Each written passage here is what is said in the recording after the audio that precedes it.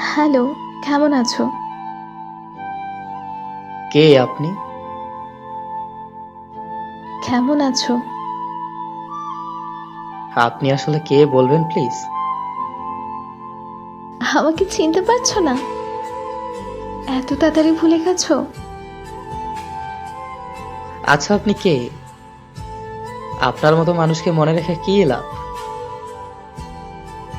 বাহ, ভালো। কিছু কি বলার জন্য মেসেজ দিয়েছেন? কেমন আছো? না মরে বেঁচে আছি।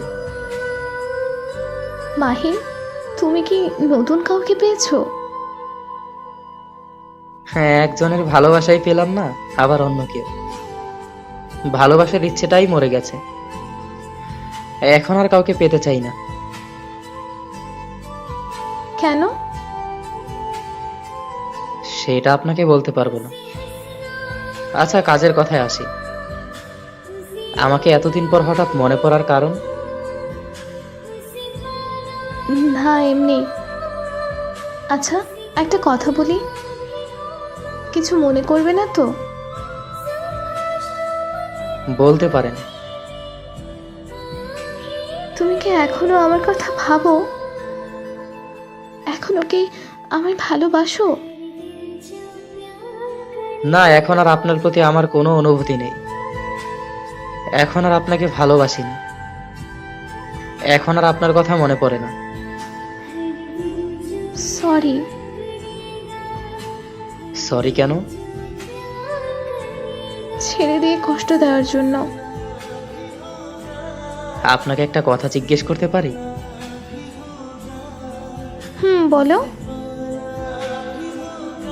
আচ্ছা, আমি কি দোষ করেছিলাম যে আমাকে ছেড়ে অন্য একজনের হাত ধরে চলে গেলেন? আমার কি অপরাধ ছিল? আমি আপনাকে পাগলের মতো ভালোবাসতাম, আপনার সব কথা শুনতাম। তাহলে কেন এত কষ্ট দিলেন? নাকি প্রমাণ করলেন সত্যিকারের ভালোবাসলে কষ্ট পেতে হয়? কিছুক্ষণ আগে না বললে আমাকে আর ভালোবাসো না? এসব বাদ দিন। আমার মনের ভিতরে লুকানো হাহাকারের কথাগুলো বলতে চাই না। আমি দোয়া করি আপনি ভালো থাকুন। আচ্ছা, এখন যদি আমি তোমার জীবনে ফিরে আসতে চাই তাহলে কি করবে? আপনি আমাকে পেয়েও হারিয়েছেন। আপনি আমাকে ঠকিয়েছেন। তার মানে এই নয় যে আমি বোকা ছিলাম। আমি আপনাকে বিশ্বাস করতাম, ভালোবাসতাম পাগলের মতো, তাই ঠকেছি। প্লিজ মাহিন, ফিরে আসো না।